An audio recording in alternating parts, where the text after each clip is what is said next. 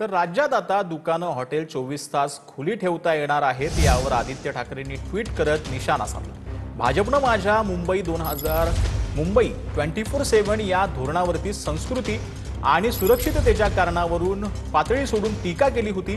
त्याच भाजपनं आता त्याच धोरणाचा अध्यादेश पुन्हा काढलाय, असं आदित्य ठाकरेंनी आपल्या ट्विटमध्ये म्हटलं।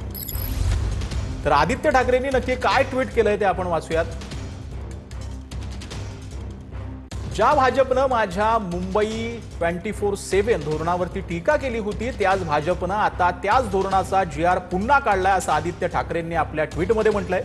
मुंबईकरांना रात्री उशिरापर्यंत जेवणाखावणाची थोडा निवांत आनंद घेण्याची सुविधा उपलब्ध करून देण्यात अडचण काय, असं आदित्य ठाकरेंनी आपल्या ट्विटमध्ये म्हटलंय। मुंबई शहर 24/7 धावतच राहतं। जानेवारी 2020 पासूनच हे धोरण अस्तित्वात आहे आणि तेव्हा भाजपने यावर आक्षेप घेतला होता, असं आदित्य ठाकरेंनी म्हटलंय। नवा अध्यादेश काढण्याची काही गरजच नव्हती, पण भाजपला आता आपलं मत बदलण्यास नेमकं काय कारणीभूत ठरलं, असा खोचक प्रश्न देखील यावेळेला आदित्य ठाकरेंनी आपल्या ट्विटमधून विचारला।